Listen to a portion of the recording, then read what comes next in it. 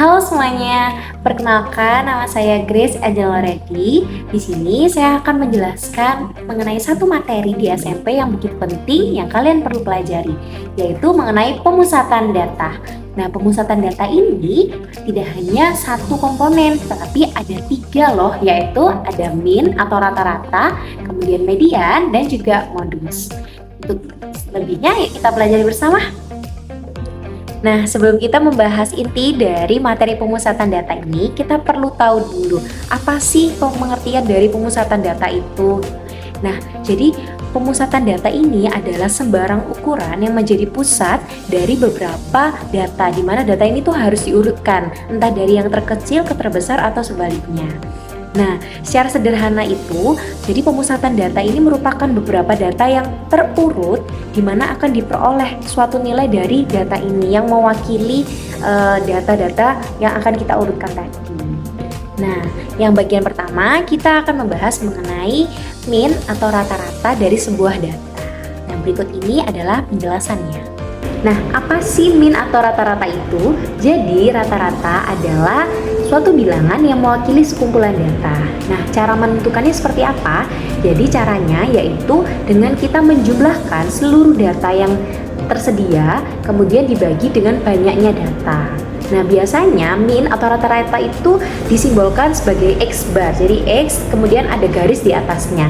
Nah, dengan pencarian seperti sigma X, yaitu menjumlahkan semua nilai X1 sampai Xn-nya dibagi oleh banyaknya data, yaitu biasanya kita tulis N. Nah, berikut contoh soalnya supaya kalian lebih mudah memahami. Nah, contohnya kita lihat soal berikut. Diketahui nilai ujian matematika dari 5 siswa itu adalah 70, 75, 80, 85, dan 90. Nah, kita disuruh menghitung nilai rata-ratanya. Nah, tadi kita tahu bahwa cara menentukan rata-rata atau mean-nya yaitu menjumlahkan semua datanya dibagi dengan banyaknya data. Di sini kita berarti bisa menuliskan bahwa X bar itu dengan menjumlahkan 70, kemudian ditambah dengan 75, ditambah 80, ditambah 85, ditambah 90. Kemudian semuanya nanti dibagi dengan 5 karena tadi datanya ada 5. Nah, kita dapatkan 400 dibagi 5 yaitu 80. Jadi rata-rata nilai matematika 5 siswa ini adalah 80. Nah, kemudian ada pertanyaan nih. Itu kan kalau datanya sedikit ya. Bagaimana kalau datanya banyak? Misal 100 siswa. Wah, gimana ya cara hitungnya? Apakah harus dijumlah satu-satu? Nah, ini ada cara yang lebih cepat. Nah, jika datanya banyak, kita bisa menamakan data ini suatu data tunggal yang berkelompok. Nah, jadi kita bisa menghitung rata-ratanya dengan mengalihkan frekuensi dikali dengan nilai datanya dibagi dengan total dari frekuensinya. Jadi kita akan mengelompokkan, misalkan berapa yang nilai siswa 60 itu ada berapa siswa. Nah, jadi itu frekuensinya berapa siswa itu tadi. Kemudian berapa yang 75 misalkan itu ada berapa siswa, 80 ada berapa siswa. Untuk lebih jelasnya kita lanjut aja ke soal berikut. Nah, coba kita perhatikan soal ini. Jadi tentukan rata-rata nilai matematika siswa di SMPN 22 Surabaya sebagai berikut. Jadi di sini ada nilainya 5 dengan frekuensi 14, artinya bahwa nilainya yang 5 itu ada 14 anak. Kemudian yang nilainya 6 ada 25 anak, yang nilainya 7 ada 31 anak, dan nilai 8 ada 20 anak, dan yang terakhir yang nilainya 9 itu ada 10 anak. Nah, seperti tadi caranya kita mengalihkan frekuensi dengan nilainya. Maka kita bisa tahu rata-ratanya yaitu X bar sama dengan 5 dikali 14 ditambah 6 kali 25 ditambah 7 kali 31 ditambah 8 dikali 30 ditambah 9 dikali 10. Nah, udah ya, udah dijumlah dibagi oleh total frekuensi. Berarti frekuensinya dijumlah. Nah, kita jumlahkan.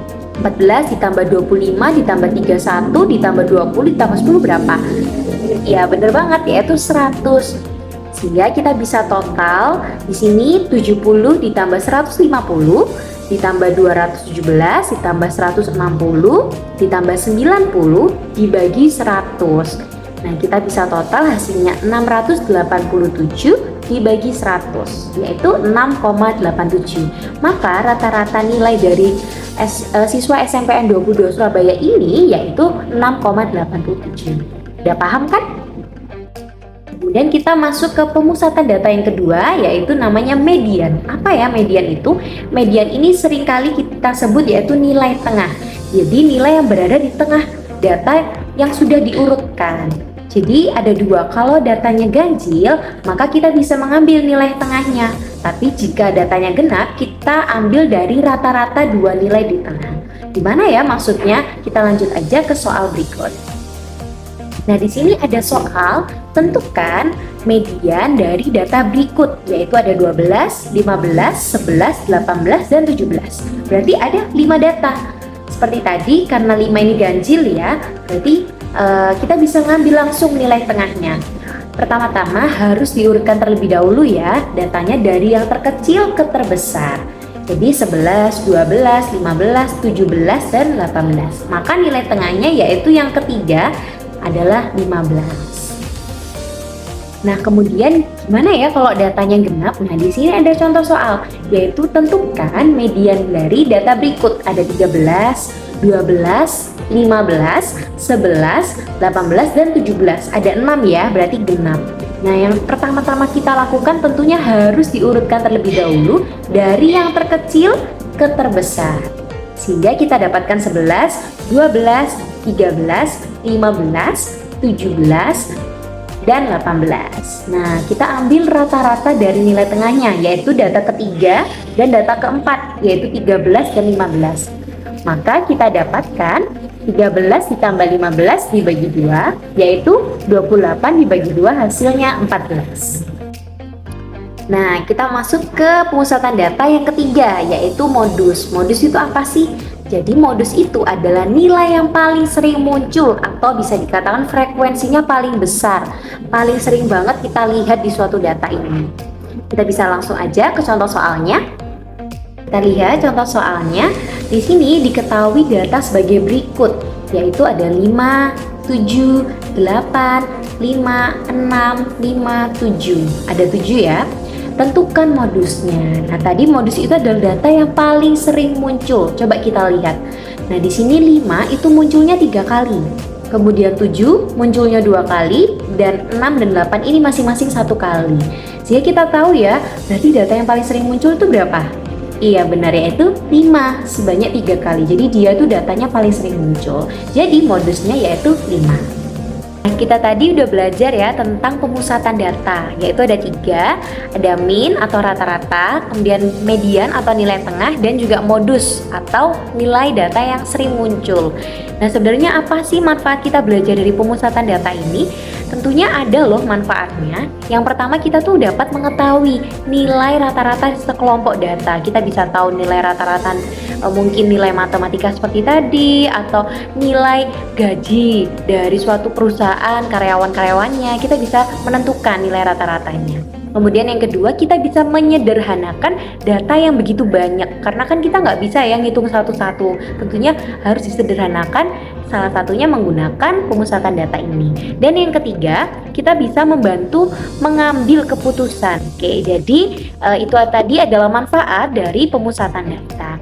Terima kasih telah mengikuti pembelajaran hari ini. Kiranya pelajaran hari ini bermanfaat buat kita semua.